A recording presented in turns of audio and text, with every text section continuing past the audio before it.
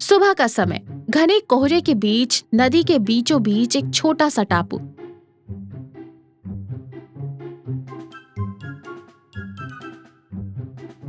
टापू को गांव से जोड़ने वाला एक बहुत पुराना जर्जर और हिलता हुआ लकड़ी का पुल है। टापू पर एक छोटी सी झोपड़ी है, सुखदेव ढाबा। माहौल में एक गहरी उदासी और खामोशी है। 45 वर्षीय सुखदेव एक छोटी सी नाव पर जंगल से लकड़ियां लेकर आता है और हांफते हुए उन्हें ढाबे के पास पटकता है।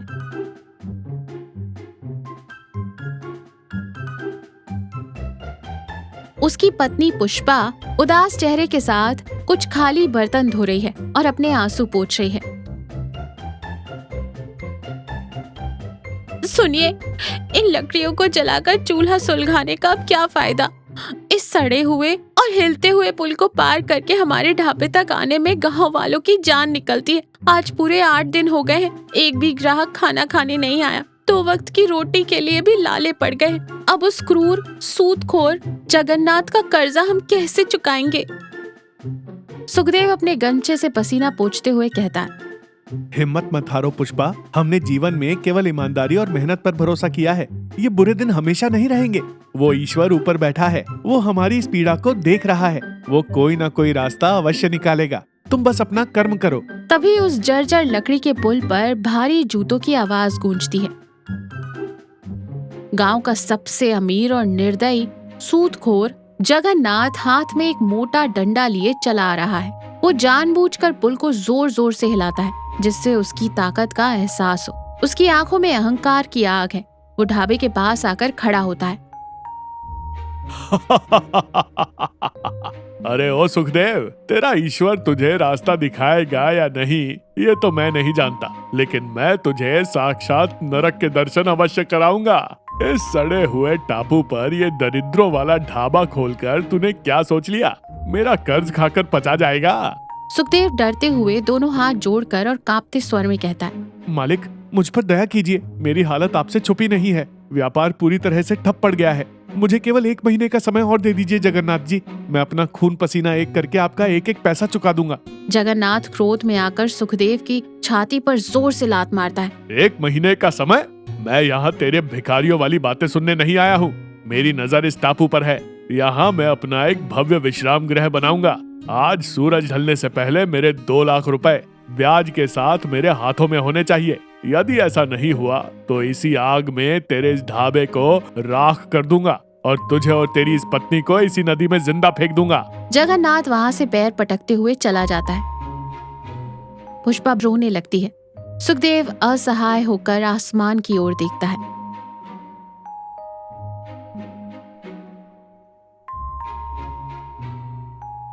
रात का समय, भयंकर ठंडी हवाएं चल रही हैं। बादलों की गरज और बिजली चमकने से डरावना माहौल बन गया है।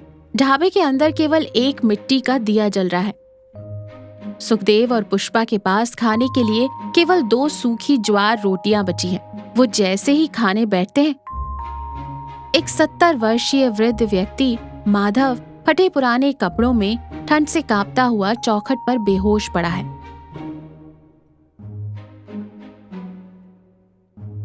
अजी सुनिए, बाहर कोई बूढ़ा व्यक्ति गिर पड़ा है, जल्दी आइए।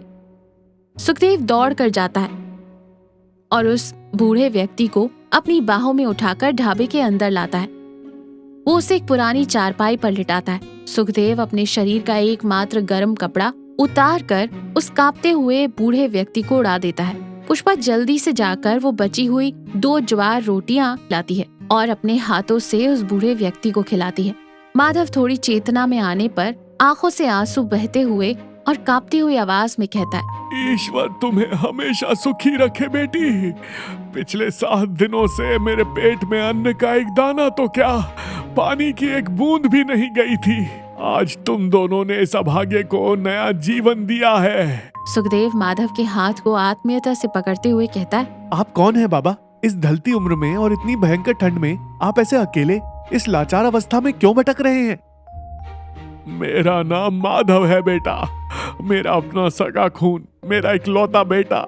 मैंने अपना पेट काट कर उसे बड़ा किया, लेकिन जैसे ही उसका विवाह हुआ उसने धोखे से मेरी सारी संपत्ति के कागजात पर मेरे अंगूठे के निशान ले लिए और कल की आधी रात को एक घने जंगल में मुझे गाड़ी से धक्का देकर भाग गया। मैं दर दर की ठोकरें खाता हुआ यहाँ तक पहुँचा हूँ। पुष्पा की आंखों से आंसू छलक पड़ते हैं। माधव कांपते हाथों से अपनी उंगलियों से एक छोटी सी सोने की अंगूठी निकालता है और सुखदेव की हथेली पर रख देता है। मेरे जीवन की अंतिम पूंजी बस यही है बेटा। इसे बेचकर तुम अपना कोई भी कष्ट दूर कर लेना। मैंने तुम्हारी मजबूरी की बातें बाहर सुन ली थी। सुखदेव विनम्रता से उस अंगूठी को वापस माधव के हाथों में रखते हुए कहता है, नहीं बाबा, बिल्कुल नहीं। भूखे को भोजन कराना हमारा सबसे बड़ा धर्म है। इसका कोई मोल नहीं होता। हमारा ईश्वर हमारे लिए भी कोई मार्ग अवश्य निकालेगा। आप चिंता मुक्त होकर आज रात यहीं विश्राम कीजिए। अगली सुबह सूरज की किरणें टापू पर पड़ती हैं। जगन्नाथ अपने हाथ में एक बड़ा लोहे का सब्बल लेकर पुल पार करके ढाबे पर कब्जा करने आता है। लेकिन जैसे ही उसकी नजर ढाबे के बाहर चारपाई पर सो रहे उस बूढ़े माधव पर पड़ती है, उसके कदम वहीं जम जाते हैं। उसके हाथ से लोहे का सब्बल छूटकर जमीन पर गिरता है। उसकी आंखें फटी की फटी रह जाती हैं। जगन्नाथ पसीने से लथपथ होकर खुद से बुदबुदाते हुए कहता है, पिताजी, ये बूढ़ा अभी तक जीवित कैसे है? मैंने तो सोचा था कि जंगल के जंगली जानवर इसे अब तक नोच कर खा गए होंगे। मैंने पूरे गांव में ढिंढोरा पीट दिया था कि मेरे पिताजी तीर्थ यात्रा पर गए थे और वहीं उनका देहांत हो गया और सारी संपत्ति मेरे नाम हो गई। यदि गांव वालों को पता चल गया कि ये जिंदा है तो लोग मुझे पत्थरों से मार डालेंगे। मेरा सारा सम्मान, मेरा रुतबा मिट्टी में मिल जाएगा। इस बूढ़े को मरना ही होगा। आज रात ही इसका खेल खत्म करना होगा। जगन्नाथ कांपते हुए और छुपते हुए वहां से वापस लौट जाता है। उसी दिन आधी रात को गुप्त अंधेरा, नदी का प्रभाव बहुत तेज और भयानक हो चुका है। तूफान आने वाला है। जगन्नाथ अपने चेहरे पर काला कपड़ा बांधकर एक छोटी सी नाव में छिपकर टापू पर आता है।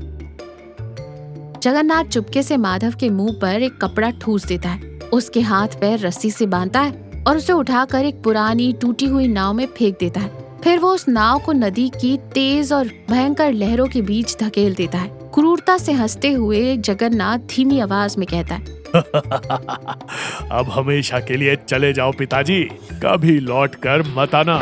अचानक आसमान में बहुत जोरों की बिजली कड़कती है। भयानक आंधी शुरू हो जाती है। सुखदेव का पालतू कुत्ता जोर जोर से भौंकने लगता है। सुखदेव हड़बड़ा कर उठ जाता है।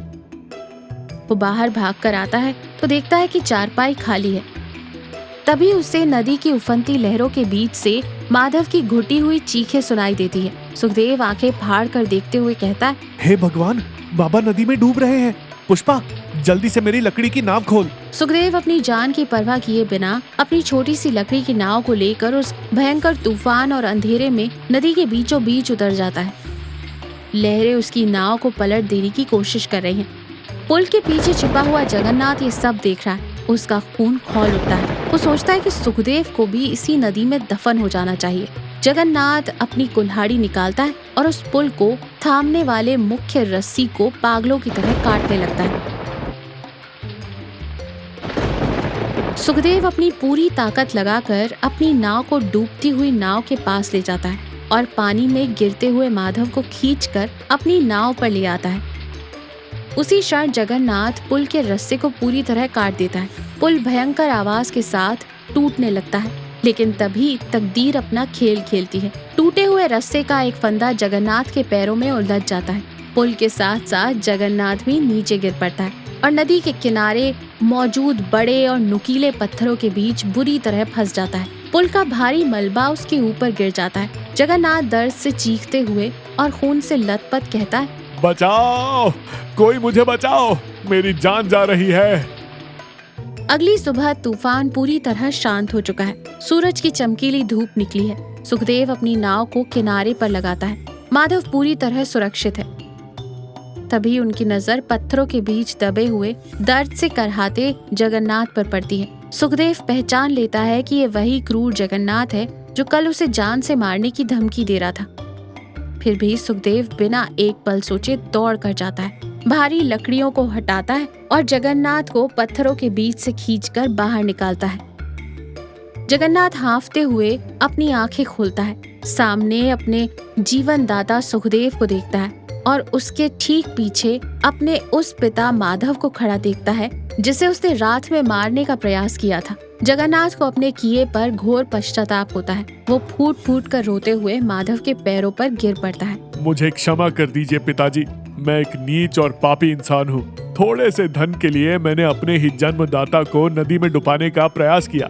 कल तक मुझे लगता था कि मेरी दौलत से बड़ा कोई नहीं, लेकिन जिस पापी ने तुम्हें मारना चाहा, सुखदेव, तुमने उसी की जान बचा ली। तुम्हारी इस महानता के आगे मेरा अहंकार टूट गया है। मैं बहुत छोटा हूँ।